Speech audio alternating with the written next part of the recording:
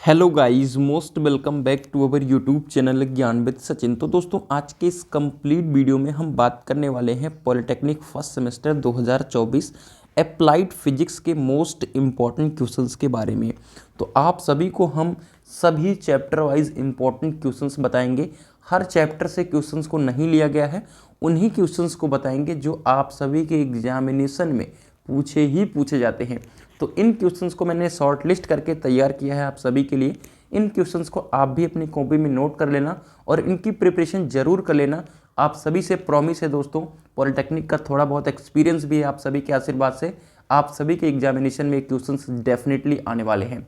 तो चलिए बिना देरी की अपनी इस वीडियो की शुरुआत करते हैं। और आप सभी को बता दूं कि हमने फिजिक्स, केमिस्ट्री, कम्युनिकेशन स्किल सबके 2016 से लेकर के 2023 के प्रीवियस ईयर पेपर को दे दिया है। तो आप सभी जरूर प्रीवियस ईयर पेपर ले लीजिए टेलीग्राम चैनल से। टेलीग्राम चैनल का लिंक डिस्क्रिप्शन बॉक्स में मिल जाएगा, या सिंपली आप टेलीग्राम चैनल के लिए ज्ञान विद सचिन सर्च कर सकते हैं। आपको टेलीग्राम चैनल सीधा मिल जाएगा और उसमें आप ढूंढ लेना physics, chemistry, mathematics, communication skill सबके प्रीवियस ईयर पेपर, जिससे आपके एग्जामिनेशन में और ज़्यादा मदद मिलेगी आपको उन क्वेश्चंस को देख करके कि जो क्वेश्चंस लगातार पुटअप हुए हैं उनको आप ज़रूर तैयार कर लीजिएगा। तो चलिए बिना देरी की अपनी इस वीडियो की शुरुआत करते हैं। अगर आप पॉलिटेक्निक फर्स्ट सेमेस्टर के छात्र हैं और आपको लगता है कि आपकी बैक आ जाएगी, आप किसी भी ब्रांच के स्टूडेंट्स हैं, तो आप सभी आराम से 49 रुपीज़ में सभी सब्जेक्ट के नोट्स को प्राप्त कर सकते हैं, महत्वपूर्ण प्रश्न के नोट्स को प्राप्त कर सकते हैं। इस नंबर पे कॉल कर लीजिए, मैसेज कर लीजिए, आपको नोट्स तुरंत भेज दूंगा। ठीक है, 49 रुपीज़ में सभी subject physics, chemistry, math, communication skill जो भी है ना, आप सभी के जो भी मोस्ट इंपॉर्टेंट चीज़ें होंगी वो हाईलाइटर से हाईलाइट होगी। नोट्स हिंदी में होगा और total notes handwritten notes होगा और मेरा पर्सनल नोट्स होगा। तो ये आप सभी के लिए गोल्डन अपॉर्चुनिटी है कि लास्ट मोमेंट में पीडीएफ या नोट्स के माध्यम से पढ़ने का बेनिफिट जो होता है वो अच्छा रहता है, क्योंकि आप सभी बहुत लंबी वीडियोस के माध्यम से नहीं पढ़ सकते हैं ना। तो आप नोट्स के माध्यम से अपनी तैयारी को थोड़ा और ढंग से कर सकते हैं। Finally UP polytechnic first semester applied physics, जो कि सब में कॉमन है। ठीक है, पहले तो हम 2 नंबर वाले क्वेश्चंस को देखेंगे जो 2 नंबर में ज़्यादातर पूछे जाते हैं। पहला हमारा है बीमीय समीकरण क्या है और बीमीय समांगता के सिद्धांत को बताइए।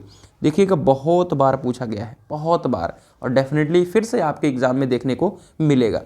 और अपकेंद्र बल से क्या तात्पर्य है, उदाहरण सहित स्पष्ट कीजिए। बहुत आसानी से आप स्पष्ट कर देंगे क्योंकि ये अपकेंद्रीय बल का छोटा भाई है। ठीक है, ये बहुत ज़्यादा इंपॉर्टेंट तो नहीं है अपकेंद्र बल। रेखीय त्वरण और कोणीय त्वरण में संबंध का निगमन कीजिए। देखिए, मैं हमेशा अपने ट्रिक पर विश्वास करता हूँ और एक और ट्रिक फिर से आप सभी को बताता हूँ, आप सभी के चैप्टर नंबर 3 को लेकर के, चैप्टर नंबर 3 अप्लाइड फिजिक्स को लेकर के एक ट्रिक बताता हूँ। ये ट्रिक यूज करना और आप मेरी वीडियो को आप अच्छी तरीके से सेव टू वॉच लेटर कर लो, मतलब कोई भी आप प्रमाण रख लो। जो ट्रिक बता रहा हूँ उस ट्रिक को आप फॉलो करना, आपका पूरा 5 नंबर क्लियर हो जाएगा। बताएंगे कैसे आपको। Chapter number 3 force and circular motion में 2 चीज़ें हैं।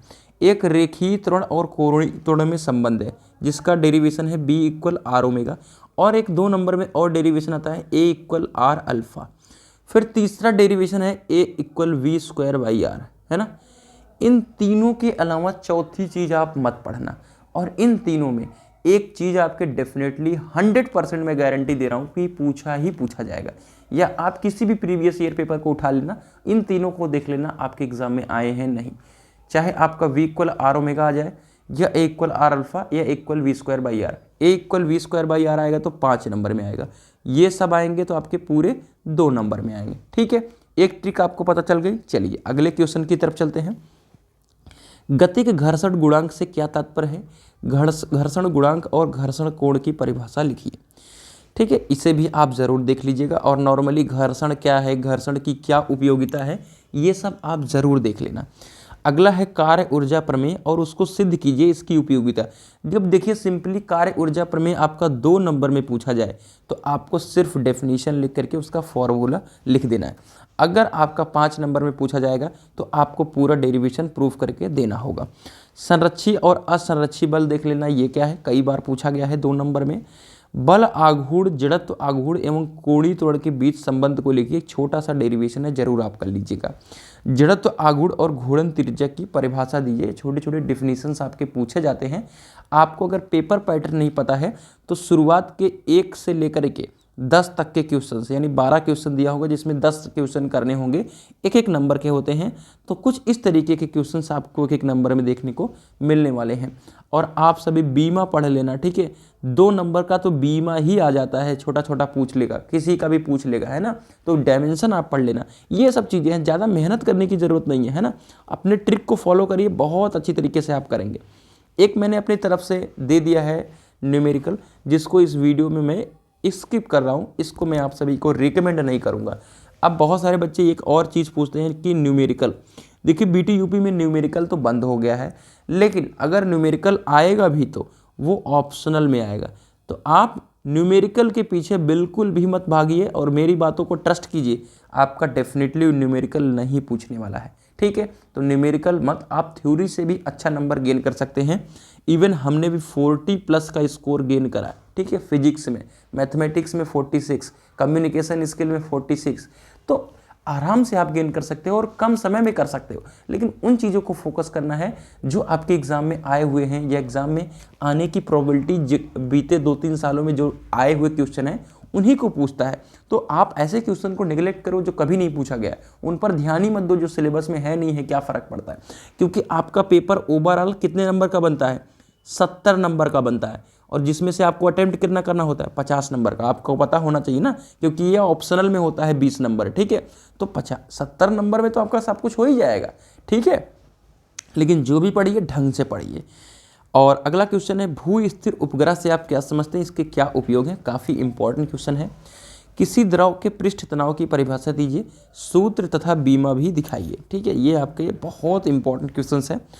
ऊष्मागतिकी का तृतीय नियम, और इसी में आप 0th लॉ भी पढ़ सकते हैं, 100%, और आपका फर्स्ट लॉ, ठीक है। अब मैं बता दूं फर्स्ट लॉ और सेकंड लॉ, ठीक है, ठीक है। चलिए मैं आपको बता दूं कि 0th लॉ, फर्स्ट लॉ और सेकंड लॉ, तीनों में से एक क्वेश्चन डेफिनेटली 5 नंबर में आपके एग्जाम में रखा रहेगा। एक और ये ट्रिक है मेरे प्यारे साथियों, ये ट्रिक है, ठीक है। कुछ चीज़ें जो होती हैं वो कॉमन होती हैं और बार बार पूछा जाता है, ठीक है। तो इस बात का ध्यान रखिएगा, जो चीज़ मैं बता रहा हूँ आप इसे मजाक में मत लीजिएगा, डेफिनेटली पूछा जाएगा। ऊष्मा संचरण की सभी विधियों का संक्षिप्त वर्णन कीजिए। तो ऊष्मा संचरण की जो विधियां हैं, चालन है, संवहन है, विकिरण है, इनको बस एक बार आप ओवरऑल देख लोगे और आप इसको बता दोगे, और ये जब भी आएगा पूरे 5 नंबर में आएगा, ठीक है। चलिए अब दीर्घ उत्तरीय प्रश्न, यानी 5 मार्क्स वाले देख लेते हैं। मैंने जो भी चीज़ें थी मैंने बता दी अच्छे ढंग से। ऊष्मागतिकी का प्रथम नियम, यह एक प्रकार से ऊर्जा संरक्षण के सिद्धांत की पुष्टि करता है, विवेचना कीजिए। और इसकी लिमिटेशंस जरूर याद करना है आपको, लिमिटेशंस भी पूछता है। समतापी यानी आइसोथर्मल और एडियाबैटिक यानी रुद्धोष्म प्रक्रम में अंतर बताइए, ठीक है। ये भी 5 नंबर में पूछा गया, एक ही बार पूछा गया है, ठीक है। ऊष्मीय प्रसार गुणांक को परिभाषित कीजिए। रेखीय प्रसार, क्षेत्रीय प्रसार तथा आयतन प्रसार गुणांक में संबंध स्थापित कीजिए। ये सब क्वेश्चंस 100% वाले क्वेश्चन है कि इनकी जो प्रोबेबिलिटी होती है वो 100% की होती है, मतलब इनको आप स्किप करके नहीं जा सकते, है ना। ये पूछे जाने की बहुत ज़्यादा संभावना होती है। केस नली में द्रव के उन्नयन का सूत्र स्थापित कीजिए। इसी क्रम में आपका बर्नौली है, ठीक है, बर्नौली थ्योरम, बर्नौली, ये सब स्किप नहीं कर सकते, इनको 100% आपको तैयार ही करना होगा। ये ना आए अलग बात है, लेकिन इनकी प्रोबेबिलिटी जो होती है वो 100% की होती है, ठीक है। श्यानता गुणांक की परिभाषा दीजिए। स्टोक्स के नियम के अनुसार, स्टोक्स के नियम के अनुसार, ठीक है, आप इसे देख लेना। इसे किस प्रयोग द्वारा ज्ञात किया जाता है, ये देख लेना, एक ही बार पूछा गया है, ठीक है, लेकिन हो सकता है कि आपके लिए इम्पॉर्टेंट बन जाए। रेनाल्ड संख्या क्या है, ये काफ़ी इंपॉर्टेंट है। और आप द्रव प्रवाह किस प्रकार ज्ञात करेंगे, इसे आप जरूर तैयार कर लीजिएगा। पलायन वेग है, पलायन वेग को परिभाषित कीजिए। ये 2 नंबर में भी पूछा जाता है पलायन वेग, ठीक है। इसके व्यंजक की उत्पत्ति कीजिए तथा पृथ्वी की सतह पर इसका मान ज्ञात कीजिए, ठीक है। चलिए तो आपको इसकी वैल्यू जरूर बतानी है। और जड़त्व आघूर्ण संबंधी समांतर अक्ष की प्रमेय और उनको सिद्ध कीजिए। फिर एक तीसरा ट्रिक इस वीडियो का बताता हूँ मेरे प्यारे साथियों। तीसरा ट्रिक है कि आपको 2 प्रमेय देखने को मिलेगी। एक पैरेलल एक्सिस थ्योरम है, एक आपका परपेंडिकुलर एक्सिस थ्योरम है, यानी आपका समांतर अक्षों की प्रमेय और लंबवत अक्षों की प्रमेय, इन दोनों की जो प्रोबेबिलिटी रहती है एक पूछने की वो 100% रहती है। और मैं आप सभी से फिर प्रॉमिस करता हूं कि इन दोनों में से एक क्वेश्चन आपके एग्जाम में आना ही आना है। ये तीसरा मैंने ट्रिक बता दिया आपको। अभिकेंद्री त्वरण के बारे में मैंने स्टार्टिंग में ही चर्चा कर लिया था, ठीक है। तो v=a² का आप डेरिवेशन अच्छी तरीके से पढ़ लेना, ठीक है। सारे इंपॉर्टेंट क्वेश्चंस की लिस्ट टेलीग्राम में दी हुई, तो जाकर के चैनल को अभी ज्वाइन करें, यानी आप ज्ञान विद सचिन सर्च कीजिए टेलीग्राम चैनल ज्वाइन करने के लिए, ज्ञान विद सचिन, है ना।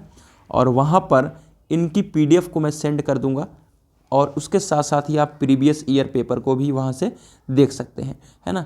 और इसी क्रम में आपको केमिस्ट्री वगैरह का भी प्रोवाइड करूंगा, आप सभी जरूर कमेंट करना। और जिन स्टूडेंट्स को नोट्स चाहिए इस नंबर पे कॉल या मैसेज करिए, आपको नोट्स 100% मिल जाएगा। तो मिलते हैं एक नई वीडियो के साथ, तब तक के लिए bye bye, love you all, take care.